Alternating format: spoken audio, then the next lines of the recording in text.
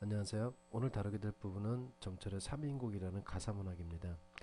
3인국이라고 하면은 요 사자라는 게 사모할 사자고요. 민이라는 게 누굴 뜻하냐면 조선의 임금을 뜻합니다. 그래서 조선의 임금이 선조 임금을 사모해서 지은 노래가 사미인국이에요. 정철이 전라남도 창평에 유배를 하면서 임금을 갖다가 그리워하면서 지었던 작품이라고 합니다. 유배라는 게 뭔지 알죠? 그러니까 어떤 뭐 정치를 하다가 잘못해가지고 그 지방으로 쫓겨났을 때 그걸 갖다 유배라고 하잖아요. 그래서 유배 생활을 하면서 정철이 임금을 갖다가 사모해서 지은 노래인데, 임금도 남자고 정철도 남자예요. 그죠? 그럼 남자가 남자를 사모한다는 얘기가 말이 안 되지. 근데 예전에는 신하와 임금 간의 관계에 서로 사랑한다 이거예요. 뭐 여러분들이 이상하게 생각하면 안 될 것 같고요. 이 정철은 그렇기 때문에 남정 화자가 누구의 목소리를 빌려서, 여성 화자의 목소리를 빌려서 이 작품을 갖다가 만들었다라고 이해를 하셔야죠. 이, 이런 어떤 사랑이 조선시대도 존재했었나봐, 이런 식으로 해석하는 건 무리가 있는 해석입니다. 주의하시고요. 서사 부분부터 먼저 좀 보겠습니다. 서사는요, 님과 인연, 그 다음에 또 님과 이별하게 됐다, 그 다음에 세월의 무상함, 이렇게 세 가지를 갖다가 얘기하고 있는 부분이 서사 부분입니다. 자, 그래서 여러분들이 독해할 때는 님과의 인연도 생각해야 되고, 이별을 갖다가 한 부분도 생각해야 되고, 무상감도 생각해야 되겠죠. 먼저 그 임과의 인연 부분을 갖다 살펴보면은요, 이 몸이 태어날 적에 님을 쫓아 태어났답니다. 그 운명이죠.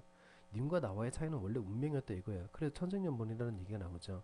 하늘도 다 알고 있었다. 하늘도 모를 일이런가. 하늘도 다 알고 있었다, 그런 얘기입니다. 나 하나 젊어 있고 님 하나 날 괴시니, 괴다는 굉장히 많이 놓은 뜻이니까 암기하세요. 괴다, 사랑하다, 그런 뜻입니다. 내가 젊었을 때는 님이 나를 갖다가 그게 바로 네가 내 사랑이야 그러면서 나를 사랑하더라, 이런 얘기야. 그래서 나도 이 마음 이 사랑 견줄 때 다른 데 비교할 때가 전혀 없었다 그랬으니까, 님이 나한테 I love you 하길래 나도 님한테 그냥 I love you 그러면서 서로 I love you, you love me 해서 통해서 천생연분처럼 살았다, 그런 얘기입니다. 알겠죠? 자, 그러면 님과의 인연은 바로 어떤 인연이라고 볼 수가 있는 거예요? 그냥 보통 인연이 아니라 하늘이 맺어준 인연이다, 그런 얘기죠. 그러니까 운명적인 그런 인연이었다라고 우리가 할 수 있는 부분이 되겠죠. 그죠? 자, 근데 이렇게 운명적인 인연이었는데 님과 이별하게 됩니다. 자, 어떻게 이별하나 보세요. 평생의 소원이 있었답니다. 평생의 소원이 있었는데 함께 여자하였다. 함께 여자라는 것은 함께 살다, 그런 얘기야. 내다라는 뜻도 중요한 거니까 잘 알아두세요. 같이 살아가다, 살다, 그런 뜻을 갖고 있어요. 평생의 소원은 함께 살고자 했는데 늙어서 무슨 일로 왜 따로 두고 그랬는지 모르겠다, 그런 얘기입니다. 여기서 왜 따로 두고를 잘못 해석해가지고 여러분들이요, 왜 따로 두고에서 이유 구문을 해석하지 않도록 하세요. 외우 두고라는 것은 홀로 두고, 그런 뜻이야. 보통 우리가 외라는 것은 하나, 홀로, 이런 뜻을 가지고 있는 거잖아. 그죠? 그러니까 홀로 두고 그리워하게 되는지 모르겠다, 그런 얘기죠. 원래 같이 있었는데 늙어서 헤어지게 돼서 혼자 두고 이렇게 그리워하게 되는지 모르겠다, 그런 얘기입니다. 엊그제 님을 모시고 광안전에 올랐더니, 광안전이라는 것은 어디냐면 도교에서 신선들이 산다는 궁전이 광안전이에요. 그러니까 님과 함께 자기는 어디 살았대? 광안전에 살았다 그랬으니까 바로 임금 곁에 살았다 이거죠. 그죠? 그러면 어디야 이 광안전은? 도교에서 말하는 신선들의 궁전이 아니라 바로 대궐이 되겠죠. 대궐에 살았는데 그러다 어찌해서 시간이 지나서 어떻게 해가지고 하계에 떨어지게 됐답니다. 아까 광안전이 신선세계라고 그랬죠. 그러면 하계라는 것은 인간세계를 뜻하는 것이 되겠지? 그런데 작품의 어떤 사상, 작품의 어떤 배경적인 부분과 관련돼서 봤을 때 광안전을 대궐로 해석한다면 하계는 뭐로 해석해야 돼? 정철이 지금 어떤 상황이야? 유배 상황이 있다고 그랬잖아. 그러니까 유배지가 되겠죠. 올적의 빗은 머리 얽힌 지 3년이라. 올적의 빗은 머리가 엉킨 지가 3년이 됐답니다. 그러면 유배 생활한 지가 몇 년째라 이거야? 3년째라 이거죠. 그죠? 그래서 연지분 있지만, 연지분 얼굴에 꽃단장하는 분이야 분. 요즘에는 그 뭐 컴팩트 여자들이 갖고 다니는 조그마한 그 화장품 통이 있죠. 거기다 이렇게 분 발라가지고 얼굴에다 이렇게 찍어 바르잖아. 그 분이에요. 그 분이 있지만은 누굴 위해서 고유할 거? 왜? 임금이 없고 나 혼자만 있으니까 꾸밀 이유도 전혀 없다 이거죠. 그런데 연지문에 지금 선생님이 노란색으로 마킹을 해놨는데요. 그 이유가 뭐겠어? 아까 이 작품은 뭐라고? 여성 화자의 목소리를 빌려서 한다고 그랬죠. 여성 화자인 걸 알려주는 단어, 연지문이라는 단어가 여성 화자인 걸 알려주는 단어가 되겠죠. 마음에 맺힌 사람 찹찹이 쌓여 있으니 짓는 것이 한숨이고 떨어지는 것이 눈물이라. 그래서 결국 님과 이별하게 됐다 이겁니다. 뭐요? 광안전에 같이 있었는데 자기가 하기로 떨어졌다 이거요. 그래가지고 자기는 화장도 할 필요 없고 이렇게 지금 신세가 이렇게 전락했다, 그런 얘기죠. 자, 밑으로 내려와서 이제 세월의 무상함을 갖다 느끼면서 또 비에 빠지고 님을 보고 싶어하는 그런 마음을 집어넣습니다. 인생은 요란한데 시름도 그지없구나. 시름도 끝이 없다, 그런 얘기야. 무심한 세월이 물 흐르는 데 흘러가는데 어떻게 흘러가냐? 염량이 때를 알아서 가는 데 고쳐온다 이겁니다. 염량이라는 것은요, 염자가 더울 염자고 양자가 찰량자야. 차갑다 그런 뜻이야. 그럼 더위와 차가움이 왔다 갔다 하는 거지. 그럼 때를 알아서 그랬으니까 뭐가 돼? 염량은 여기서는 계절로 쓰인 거죠. 계절이 때를 알아서 가던 거 갔더니 다시 온다 그랬으니까 아까 몇 년 동안 있다고 그랬어? 3년 지났다 그랬잖아요. 그래서 시간이 막 이렇게 흘러가 버린다 그런 얘기죠. 듣거니 보거니 느끼는 일도 하도할시 할 때 하도할시라는 것은 고전 문학에서 하다라는 단어도 굉장히 많이 나오니까 암기합시다. 많다 그런 뜻입니다. 듣거니 보거니 느끼는 일도 많기도 많구나. 그래서 인생에 뭘 느끼고 있는 거야? 무상감을 갖다 느끼고 있는 부분이 바로 이 서사 부분의 마지막 부분이었습니다. 자, 이제 본사로 넘어가 보도록 합시다. 자, 본사 들어가도록 합시다. 본사는 임금을 그리워하는 마음에 대해서 얘기를 하는 부분인데요. 그 임금을 그리워하는 마음을 갖다 그냥 나는 그리워라고 얘기하지 않고요. 춘하, 추동, 사계절의 흐름과 관련돼서 얘기를 합니다. 그래서 본사를 독해하는 데 있어서 포인트는 봄에는 어떻고 여름에는 어떻고 또 가을은 어떻고 겨울은 어떻고 이런 식의 부분을 나눠서 여러분들이 알아두는 게 독해의 포인트가 될 것 같습니다. 자, 일단 봄에 얘기하는 것은 자신의 충성심을 님에게 알리고 싶다 그러는데 매화를 갖다가 보내줌으로써 님이 내 충성심을 갖다 알아줬으면 좋겠다라고 얘기하는 부분이 바로 춘사 부분입니다. 동풍이 건득 불어서 적설을 헤쳐냈답니다. 동풍이라는 것은 봄바람이죠. 봄바람이 불어와서 적설 쌓인 눈을 갖다 녹여버렸대 헤쳐내다. 그러면 동풍은 뭐가 돼? 계절을 알려주는 소재가 되겠죠. 그랬더니 창밖에 심어놓은 매화가 두세 가지가 피었다 그랬습니다. 자, 근데 여러분들 선생님이 지금 이 매화 옆에다가 계절이란 말을 써놨거든요. 그러면 이것은 그냥 뭐냐면 동풍이 불어가지고 매화가 피었다는 얘기뿐이잖아요. 그럼 자신의 충성심을 이 매화에다가 담은 게 될 수가 없겠죠. 그래서 이 행이 나오는 매화는 단순한 그냥 계절을 나타내는 소재다. 이렇게 여러분들이 이해를 해주시는 게 중요합니다. 헷갈리지 않도록 하세요. 근데 가뜩이나 추워 죽겠는데 가뜩이나 추운데 이 매화에서 뭐가 일더래? 암양, 은은한 향기가 일어나더라 이런 얘기죠. 은은한 향기가 일어나서 이게 바로 지주는 선비의 모습이 아니냐라고 일단 생각을 하는 찰나에 달이 뜹니다. 달이 황혼역에 달이 떠요. 근데 그 달이 뭐를 비치냐면 내 베갯머리를 갖다 비치더라 이거예요. 응? 그래도 달이 내 베개를 갖다가 자꾸 쫓아와. 그래가지고 느끼는 듯 반기는 듯 나를 보고 뭔가 느낌을 갖는 듯 반기는 것 같더라 그런 얘기죠. 그래서 저게 그 달이 바로 내 님이야. 이렇게 지금 자기가 생각을 한 거예요. 그러면 이 달은 뭐를 빗댄 거야? 임금님의 모습을 빗댄 거죠. 그죠? 그래서 매화에서 은은한 향기가 펼쳐나고 또 달이 떠가지고 임금도 생각나고 그래가지고 두 개를 갖다 믹스하니까 뭐가 이제 생각이 난 거야? 그래 임금한테 내 충성심을 보여주자 이렇게 생각이 난 거죠. 그래서 저 매화를 꺾어가지고 님 계신데 보내고 싶다라고 얘기를 합니다. 이 매화가 끝에서 두 번째 나오는 이 매화가 바로 뭐가 돼? 자신의 충성심을 임금한테 전해주는 매개체 역할을 하는 매개가 됩니다. 그래서 이 두 번째 행의 매화라는 것은 단순한 계절이라면요. 여기 마지막에서 두 번째 나오는 이 매화는 자신의 충성심을 갖다가 담고 있는 그런 매화, 지도 있는 선비의 모습을 담고 있는 매화가 됩니다. 님이 너를 보고 내가 이제 매화를 님한테 보내줬죠. 혹시 너를 보고 어떻다 여기실 것이냐? 아마 내가 보냈냐? 나의 충성심을 갖다가 알아보실 것이냐? 라고 얘기를 하는 겁니다. 이 부분 조금 여러분들이 헷갈릴 수 있는 부분이기 때문에 다시 한번 좀 정리를 할게요. 일단 동풍이 불어서 계절적 소재라고 그랬죠. 그 다음에 매화가 폈다 그리고 또 계절적 소재죠. 그죠? 근데 그 매화가 무슨 향기가 나더래? 은은한 향기가 나더라 이런 얘기입니다. 그래서 그 매화가 은은한 향기를 갖다 풍기고 있어서 그걸 느끼고 있는 찰나에 뭐가 보인 거야? 님 생각이 난 겁니다. 님 생각이. 알겠죠? 님을 갖다가 달에 빗대서요. 그래서 님은 임금이잖아. 그럼 임금과 매화 그러니까 딱 생각나는 게 뭐야? 내 지주 있는 모습을 갖다 매화에 담아서 보내야 되겠다고 생각을 한 거죠. 그래가지고 저 매화를 꺾어내어서 즉 지주 있는 내 충성심을 갖다가 님한테 보내고 싶다 그런 얘기입니다. 그러면 님이 너를 보고 정철의 충성심이 이 정도였구나 라고 생각을 해주실 것이냐 그런 얘기죠. 그래서 매화를 통해서 충성심을 님에게 알리고 싶다라고 얘기하는 거니까 여기서 매화는 바로 뭐가 돼? 충성심을 알리고자 하는 매개체가 되겠죠. 자, 근데 조심할 것은 두 번째 행의 매화와 마지막에 두 번째 행의 매화는 의미가 다르다는 사실 그걸 여러분들이 꼭 좀 판단해 주시기 바랍니다. 자, 그 다음에 하사로 가도록 하보죠. 자, 하사입니다. 여름 얘기예요. 여름 이야기. 자, 여름에는요 외로움과 님에 대한 알뜰한 정성을 갖다가 두 가지를 얘기합니다. 즉 여름날 밤에 잠이 안 오는 거예요. 그래서 님 너무 보고 싶어서 외로운 거예요. 그래가지고 잠이 안 오니까 뭐 하냐면 옷을 갖다가 만들어요. 옷을 만들어서 님한테 주겠다라고 얘기를 합니다. 자, 읽어봅시다. 꽃지고 새 잎나니 새 잎사귀가 나니 녹음이 깔려 있답니다. 녹음이 한창인 계절 언제야? 여름이죠. 그러니까 녹음은 여름을 알려주는 소재가 되겠고요. 나위가 적막하고 수막은 비어있다 그런 얘기입니다. 여기 나위도 나오고요. 수막도 나오는데요. 나위라는 것은 비단으로 만든 휘장이에요. 여자들의 방에 걸어놓는 휘장이고요. 근데 그 휘장 안에 적막하고 수막이 비어 있답니다.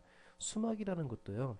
수를 놓은 장막입니다. 일종의 커튼 정도 생각하면 되는데 여자 방에다가 장신구로 수를 놓아서 장막을 갖다가 만들어 놓은 거거든요. 그러면 결국 나위가 적막하고 수막이 비어 있다 그러면 무슨 얘기야? 아무도 없고 자기 방에 아무도 없다 그런 얘기죠.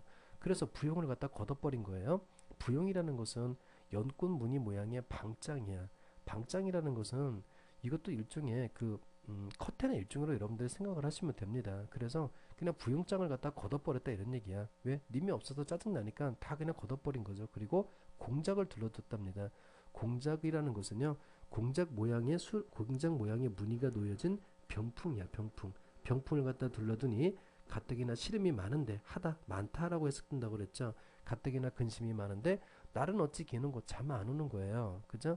그래서 여름이 돼가지고 집에 들어가 보니까 나위도 적막하고 수막도 비어있고 그래가지고 부용을 갖다 확 걷어 제껴버린 거죠. 그리고 병풍을 딱 쳐놨더니 잠은 뒤지게 안 오더라 그런 얘기입니다. 그러니까 님에 대한 외로움을 갖다가 표현하고 있는 거죠. 선생님이 지금 뒤지기란 말을 썼는데요. 그런 표현들은 여러분들이 실제로 할 때 쓰면 안 된다. 자, 그 다음에 밑으로 내려와서 아까 여기 지금 뭐야? 외로움과 님에 대한 알뜰한 정성 그랬으니까 잠이 안 오는데 뭐 하는 거야? 허벅지 퍽퍽 찌르면서 밤을 갖다 새겠다는 게 아니라 알뜰한 정성을 갖다 보이겠대요. 님한테. 자, 보세요. 그래 잠이 안 오니까 이제 원앙금 펼쳐놓고 비단 이불 원앙금이라는 게 원앙의 그림이 그려진 이불이야 이불 비단 이불을 펼쳐놓고 오색으로 만든 실을 풀어 헤쳐내어서 오색실 오색션 션이라는 것은 말 그대로 선이야 선 근데 여기는 오색 실입니다 실 다섯 가지 색이 있는 실이에요 오색 실을 갖다가 풀어 헤쳐가지고 풀어내어서 금자로 겨눠서 금자 금으로 만든 잣대야 잣대 30cm 잣대 25cm 잣대 할 때 그 잣대요 어?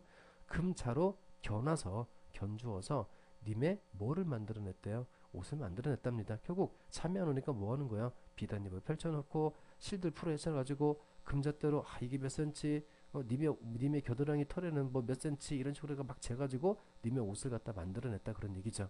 응? 만들어내니까 수프문카니와 제주도 가잘시고 이거 굉장히 중요한 구절이거든요. 뜻을 물어보는 문제라도 출제가 잘 되니까 암기해둡시다. 수품은 카니와 솜씨는 물론이거니와 제도 격식도 잘 갖췄다 그런 얘기야.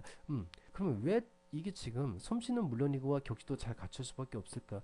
지금 누구 옷을 만든 거야? 임금의 옷을 만든 거잖아. 그죠? 그 임금의 옷을 만들려면 그냥 만들면 되겠어?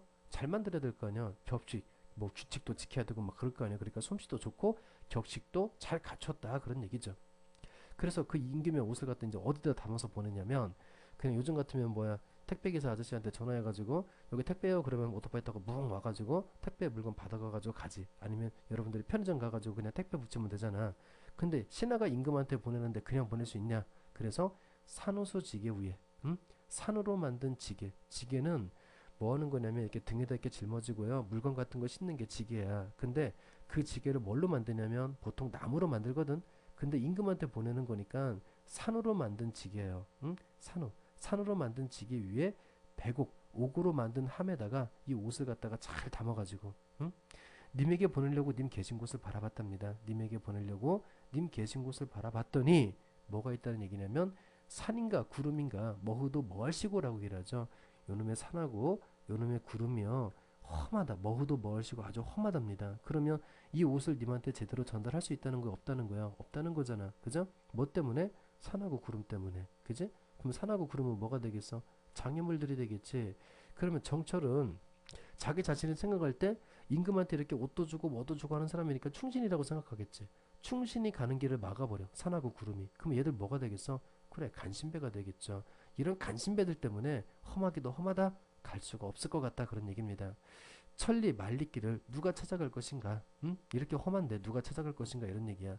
가거든 혹시라도 니거든 가거든 열어놓고 이 배곡함을 갖다 열어놓고 내가 정철이 나를 위해서 이렇게 보내줬는가 하고 반기실지 모르겠다 그런 얘기입니다. 여튼간에 자신은 앞에서 뭘 느낍니까? 여름이 됐는데 잠은 안 오고 그래가지고 이렇게 잠은 안 오니까 외로움을 느끼는 거죠. 그지? 그 외로움을 느끼면서 그냥 술만 먹고 팍팍 뻗어버리는 게 아니라 뭐 하는 거예요? 나는 정성을 들여서 님의 옷을 갖다 만들어가지고 이렇게 솜씨도 물론이거나 격식도 갖춘 격식까지 잘 갖춘 옷을 만들어서 잘 포장을 해가지고 님한테 보내려고 한다 이거죠. 근데 요놈들 때문에 못 보내는 거야. 산하고 구름 때문에. 그죠? 자, 혹시라도 얘들을 해치고 가거든 님께서 내가 보낸 그 옷을 열어놓고 아 이거 정철의 정직이 담긴 거야 하면서 반기실 것이냐 그런 얘기입니다. 알겠죠? 이게 하사 부분이었어요. 그래서 하사는 뭐라고? 님에 대한 님이 없는 것에 대한 외로움과 그 외로움을 갖다가 무엇으로 옷을 만들어서 님한테 보내고 싶다라고 얘기하는 부분입니다. 자, 이제 추사로 가보도록 합시다. 자, 추사 부분 들어갑시다. 추사 부분에서 얘기하는 것은 임금한테 선정 좀 해달라 그런 얘기거든. 선정이라는 게 뭐냐면 정치를 갖다가 잘해서 백성들을 갖다가 좀 잘 살게 해달라라고 이렇게 갈망하는 부분이 바로 추사 부분이에요. 자, 독해 좀 해봅시다. 하룻밤 서리 기운에 기러기가 울고 날아간답니다. 요 서리 기운 할 때 서리가 내리는 계절이 언제냐? 가을이잖아요. 그러니까 서리는 바로 뭐를 알려주는 소재가 됩니까? 가을의 계절적 배경을 알려주는 소재가 되겠죠. 그 서리 기운에 기러기 울고 날아갈 적에 위루에 혼자 올라서 위루라는 것은 높은 누대입니다. 높은 정자 위에 혼자 올라가서 수정으로 만든 발을 갖다가 걷어봤답니다. 수정은 뭔지 알죠? 염이라는 것은 발인데 이 발이라는 게 뭐냐면 여름에 이렇게 문 열어놓고 그냥 있으면은 뭐 여름에 더우니까 사람들이 보통 속옷만 입고 있고 막 그러잖아. 그죠? 그런데 밖에서 아내가 이렇게 들여다 보인단 말이야. 그러니까 밖에서 아내를 갖다 들여다보지 못하게 대나무 같은 걸로 이렇게 그 출입문 같은 걸 막아놓는 걸 볼 수가 있겠죠. 대나무 이렇게 발로 해서 묶어가지고 그게 발이야. 그러니까 수정으로 만든 발을 갖다 걷어 보니까 동산에 달이 뜨더래요. 응? 그리고 북극에 또 별이 보이더래. 이렇게 걷어놓고 딱 보니까 달하고 별이 보이대. 그래서 그 달과 별을 보면서 니미신과 반긴이 눈물이 막 뚜벅뚜벅 떨어지더래. 그러면 달과 별은 누굴 뜻하는 거야? 그렇지. 님을 갖다가 보조관념으로 말한 게 달과 별이죠. 자, 그럼 정리해 볼게요. 여기까지. 가을이 됐어요. 그래서 수정염을 갖다 딱 걷어보니까 달이 보이고 별이 보인대. 그지? 그럼 달과 별을 보면서 뭐야? 저게 님인가? 하고 반겼다 이거야. 그러니까 달과 별은 당연히 뭐가 돼? 님의 보조관념이 되겠죠. 비유된 거고요. 눈물이 막 절로 나더래요. 응? 눈물이. 그래가지고 님한테 이제 무슨 생각을 하냐면, 님을 이제 오랜만에 봤으니까 님한테 무슨 말도 해야 되고 뭐 그럴 거 아니냐, 그죠? 그래서 청광을 쥐어 짜내서 청광, 이 청광을 갖다가 쥐어 짜내가지고 임금한테 보내고 싶답니다. 청광을 지어내어서 봉황루에 붙이고 싶다 그런 얘기야. 봉황루, 봉황의 무늬를 가지고 있는 사람 누굽니까? 임금이죠. 이 청광이라는 것은 푸른색, 이 푸를 청자고 광자가 빛광자잖아. 그 푸른 빛을 갖다가 쥐어 짜낸다 그런 얘기거든. 원래 이 푸른 빛은요 지혜를 갖다가 상징한다고 합니다. 지혜. 여러분들 여자친구 이름 지혜, 그 지혜가 아니라 청광이 뭐라고? 머릿속에 들어있는 자신의 지혜를 갖다가 짜내서 봉황루, 임금이 계신 곳에 붙이고 싶다 그런 얘기입니다. 그러면 누 위에 걸어놓고 임금은 이제 그걸 받아서 어떻게 해야 돼? 봉황루죠. 그 대궐 위에다가 걸어놓고 파랑, 온 세상을 뜻하는 겁니다. 온 천하를 다 비춰서 심상궁곡, 깜깜한 곳이죠. 심상, 깊은 산 속에 가난한 그 계곡까지, 그 깜깜한 곳까지 점낙같이, 대낮같이, 점낫의 뜻은 좀 알아두세요. 대낮같이 만들어 달라라고 얘기를 합니다. 자, 그래서 이 청광을 가지고 뭐 한다고요? 심상궁곡 점낙같이 맹가쇼셔라고 얘기를 하는데 깜깜한 그 깊은 산속까지 그 점낮, 대낮처럼 밝혀달라 그런 얘기죠. 그러면 임금의 은혜가 미치지 못하는 곳까지 임금의 은혜가 미쳤으면 좋겠다 그런 얘기죠. 자, 근데 여기서 여러분들이 한 가지 주의할 거요. 심산궁곡이라고 지금 돼 있는데요. 여기는요. 임금의 은혜가 미치지 못하는 깊은 산속이야. 그 깊은 산속을 점낙같이 대낮처럼 밝혀달라 그렇게 얘기를 했거든. 그러면 심산궁곡은 그냥 우리가 표면적으로 해석한다면 뭐가 돼? 은혜가 미치지 못한다. 이렇게 왜 이러냐 이렇게 오타가 나고 그러지? 못하는 곳이다 라고 우리가 할 수가 있겠지. 그죠? 그런데 정철이 지금 어떤 상황이라고 그랬어? 유배지라고 그랬죠. 결국은 정철도 자신도 임금의 은혜를 받아서 빨리 이 유배에서 풀려나는 게 좋겠지. 그죠? 그러면 이 은혜가 미치는 곳까지 임금의 사랑이 대낮처럼 밝혀달라 그런 얘기를 했으니까 이 심상국을 뭐로도 볼 수 있어? 그렇지. 유배지로도 해석이 될 수 있다는 거 그거 알아두고요. 자, 이제 결사가 아니죠. 참 겨울 얘기가 남았네요. 겨울 얘기 보도록 합시다. 자, 동사 봅시다. 동사는 겨울 얘기예요. 님에 대한 정성과 외로움에 대해서 담고 있다고 그랬는데 말 그대로 님에 대한 정성하고 외로움하고 두 개니까 독해를 갖다가 나눠서 해야 되겠죠. 님에 대한 정성 부분과 외로움 부분. 자, 처음에 님에 대한 정성 어떻게 얘기하나 봅시다. 건군이 폐색해서 그랬는데 건군이라는 것은 세상이에요. 세상이 폐색하다는 것은 막혀버렸다 그런 얘기입니다. 천하의 세상이 모두 막혀서 백설이 한빛이다 그랬죠. 백설이 뜻하는 것은 눈이니까 눈이라는 것은 바로 계절적 소재가 되겠죠. 온 눈으로 세상이 덮여 있다 그런 얘기야. 사람은 물론이거니와 날아가는 새도 그쳐 있답니다. 이거 왜 그럴까? 사람은 물론이거니와 날아가는 새도 그쳐 있다는 얘기는 눈이 많이 내려가지고 너무 추워서 그런 거예요. 그 근거가 그 밑에 제시가 돼 있는데 소산강 남쪽 지역도 추운 것이 이렇거든. 지금 정철은 어디 있다고 그랬지? 유배지 있다고 그랬죠?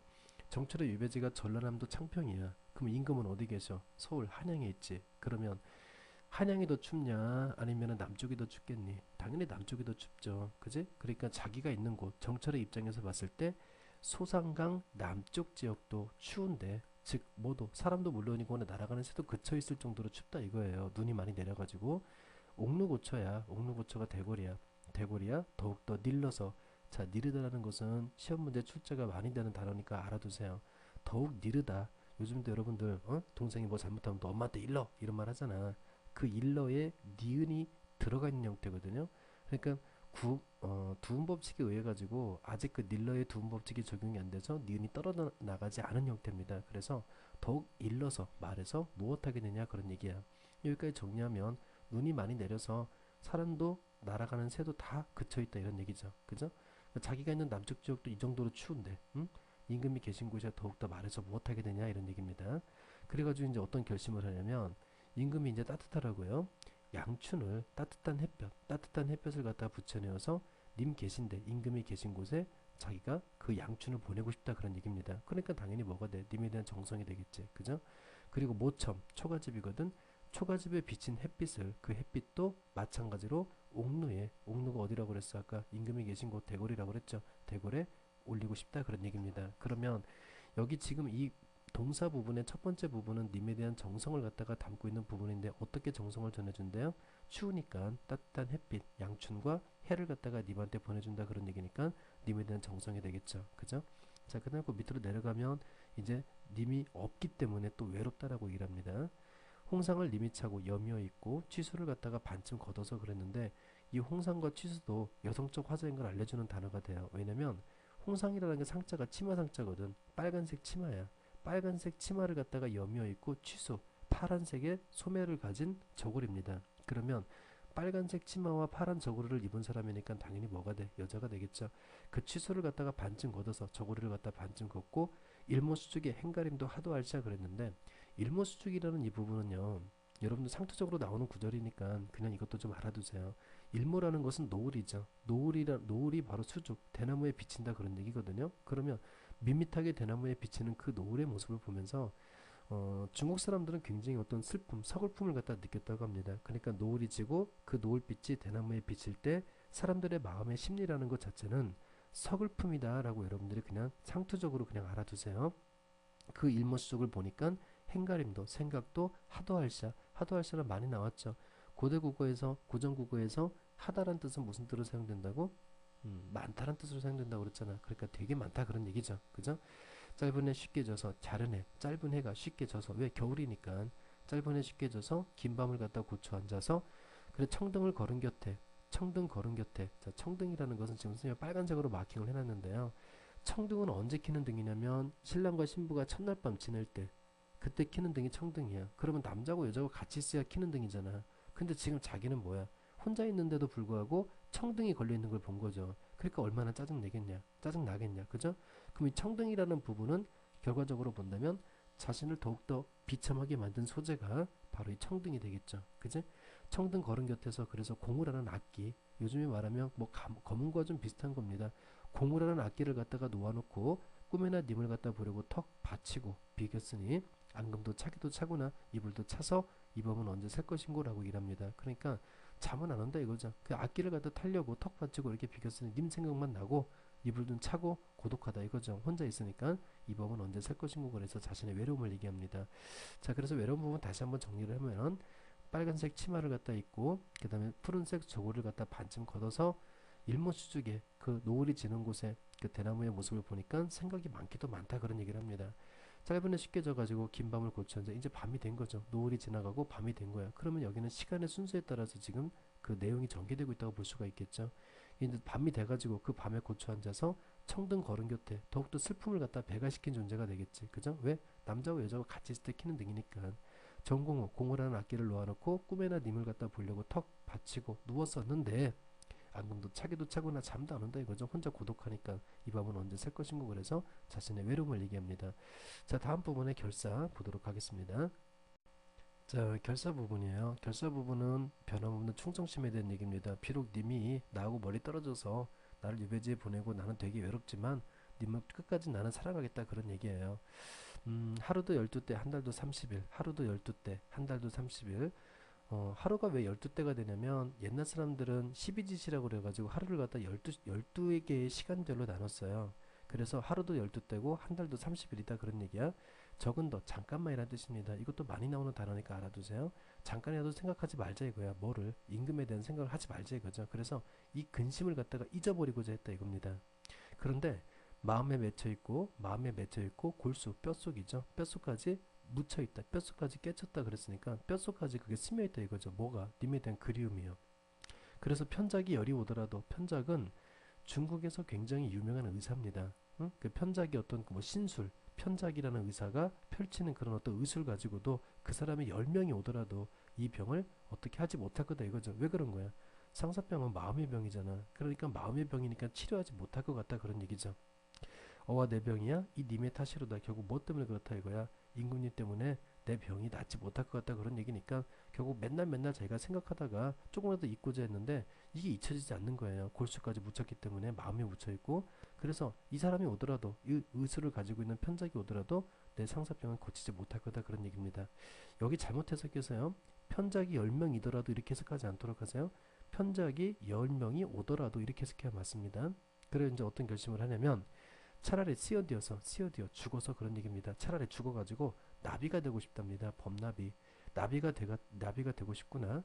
그래가지고 꽃나무 가지마다 간데 족족 앉았다가 나비가 돼서 그 꽃나무 가지에 앉아가지고 그 꽃 묻은 날개, 향기가 묻어있는 날개. 왜? 나비가 지금 어디 갔어? 꽃나무 가지에 앉았잖아. 그러니까 향기가 묻은 날개가 되겠죠?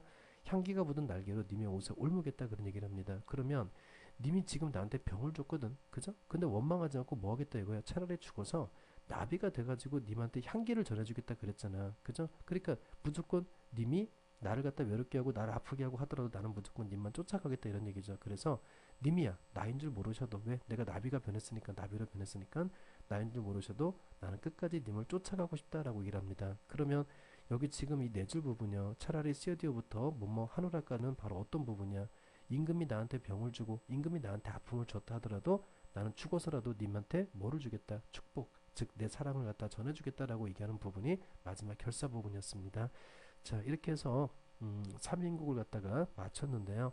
여러분들이 3인국과 관련돼서 결말 부분과 관련돼서요. 한 가지 좀 추가할 부분이 좀 있습니다. 물론 속민국을 갖다가 배우지 않은 학생들은 이 결말 부분 추가되는 부분에 조금 어려워할 수 있는 부분인데 선생님 밑에다가 속민국과 3인국의 결말 부분이 어떻게 다른지에 대해서 정리를 해놓은 부분이 있습니다. 그 부분 좀 잠깐 보겠습니다. 자 보세요. 3인국과 소민국의 결말 처리 방식의 비교다라고 되어 있는데요. 여러분들 이런 생각을 한번 해보세요. 이걸 좀 얘기하기 전에요. 여러분이 만약에 좋아하는 사람이 있다고 해봅시다. 그 사람한테 편지를 하나 보냅니다. 나하고 사귀자고요. 그럼 처음에 편지 보낼 때 어떻게 보낼까? 나는 너가 좋고 막 이렇게 부드럽게 보내겠지. 그죠? 그런데 그 사람이 여러분들 말 맞다나 쌩까버려요. 여러분들 말을 안 들어준단 말이야. 그러면 이제 어떻게 다음 편지를 갖다 보낸다면 그 편지 속에는 뭐가 들어갈까? 좀 불만스러운 그런 어떤 부분도 들어가겠지. 그걸 생각하면 돼요. 자, 여기 3인국과 소미인국이라고 그래 있는데 4미인국은 아까 얘기한 것처럼요. 임금을 갖다가 사모해서 지은 노래죠. 그래서 결말 처리 방식이 어땠어요? 여기 보면 차라리 죽어서 나비가 돼가지고요. 꽃나무 가지마다 간데 족족 앉았다가 향기가 묻은 날개로 님의 옷에 옮아가지고 님이 나인 줄 몰라도 나는 님을 끝까지 쫓아가겠다라고 합니다. 그러면 이 부분은 님이 나한테 병을 주고 님을 나한테 아프게 했지만 나는 죽어서라도 님을 쫓아가겠다 이거니까 님이 하는 대로 하겠다 이거죠. 그러니까 결말 처리 방식이 어떻게 되는 거야? 소극적이 되는 거야. 근데 속미인국 같은 경우는 이 미인은 똑같아 임금이야. 그럼 속편이라 이거야. 미인을 갖다가 사모하는 노래 속편. 그러니까 이 속에는 불만이 들어갈 수밖에 없다 이거죠. 응? 자 읽어보면 을려라는 여자가 먼저 차라리 찌어디어서 차라리 죽어서 나골이 되고 싶다라고 얘기합니다. 요 나골이요. 뜨는 달이 아니라 지는 달이 되고 싶다라고 얘기해요. 그래가지고 님 계신 창 안에 비추고 싶다 그랬죠. 그러면 나골은 지는 달이잖아. 처량함이야. 자식이 자신의 처량한 신세를 님한테 보내주고 싶다 그런 얘기야. 그러면 여기서는 지금 이 앞에 3인국에서는 뭐라고 그랬어요? 향기가 묻은 날개로 님의 옷에 옮고, 그죠? 그래가지고 나는 끝까지 님을 쫓아가겠다 했으니까 님이 하라는 대로 다 하겠다 이거죠. 님이 나를 어떻게 생각하든지 간에 나는 무조건 님만 쫓아가겠다 그런 얘기니까 님한테 지금 행동하는 양상 자체가 뭐야? 그냥 쫓아가겠다 그런 얘기니까 소극적이죠. 근데 여기는 낙월이 돼서 자신의 어떤 불만족스러운 마음을 갖다가 조금이라도 전하겠다 그런 얘기잖아. 그러니까 그 태도 양식 자체가 뭐가 되는 거야? 적극적인 태도가 되겠죠. 그러니까 감렬하는 사람이 뭐라고 해주냐면, 야 각시님 달은 무슨 또 달이냐, 무슨 낙월이냐 이거야. 차라리 그러지 말고 그보다 더 강한 구준비가 되라. 이 부분도 여러분들은 조심할 게, 낙월은 시각이고 구준비는 뭐야? 촉각이잖아. 그러면 시각하고 촉각하고 뭐가 더 강해? 시각보다는 촉각이 더 훨씬 더 강하죠. 그래서 낙월 말고 구준비가 되라. 그래서 불만의 강도가 더 높아지는 겁니다. 그러면 임금에 대한 대처하는 방식 자체가, 너 인마 왜 내 사랑을 안 받아줘 하면서 굉장히 짜증내는 거잖아요. 그죠? 물론 뭐 굉장히 짜증은 내는 건 아니겠지만 하여튼 짜증 듣기는 어떤 부분이 들어가잖아. 그러면 송민국은 적극적이고 삼민국은 그냥 무조건 따라가겠다 그랬으니까 소극적이죠. 이걸 잘못 생각해가지고 이런 학생들이 있습니다. 삼위와 송민국의 결말 처리 방식을 비교하는 데 있어서요. 삼민국은 무조건 쫓아간다. 그러니까 적극적이고, 송민국은요 반항한다. 그러니까 소극적이 아니냐. 이렇게 거꾸로 해석하시는 사람들이 있는데 그게 아니에요. 자, 임금에 대한 사랑을 갖다가 얘기를 할 때 임금이 내 말을 들어주지 않는다면, 응? 그래도 나는 님을 갖다가 쫓아가겠다는 것은 소극적인 거죠. 그런데 송민국 같은 경우는 임금이 내 말을 들어주지 않으니까 나도 짜증난다 그랬으니까 내 자신의 의견을 갖다 적극적으로 개진한 거죠. 그죠? 그래서 자기의 색깔을 갖다가 살리고 있느냐 안 느느냐 이런 부분을 봤을 때 삼인국은 색깔을 살리지 않고 임금을 쫓아가겠다 그런 얘기니까 얘는 뭐가 없다는 거야? 색깔이 없다는 거예요. 자기 색깔이. 그죠? 색깔이 없이 그냥 얘기만 하는 거니까 당연히 이건 소극적이죠. 하지만 이 부분은 뭐야? 자신의 주관을 표출하고 있잖아. 주관적인 그런 어떤 마음을 표출했다는 겁니다. 그 표출했다는 것은 자기 색깔을 가지고 표출했다는 거죠. 그렇기 때문에 당연히 송민국이 삼민국의 결말 처리 방식보다는 적극적이다라고 할 수 있는 부분이 됩니다. 알겠죠? 자, 이거 주의하시고요. 거꾸로 해석하지 않도록 주의하세요. 삼민국의 결말 처리 방식은 소극적이고 송민국은 적극적이다. 알겠지? 자, 이렇게 해서 삼인국 정리 마치겠습니다. 복습 꼭 하시고요.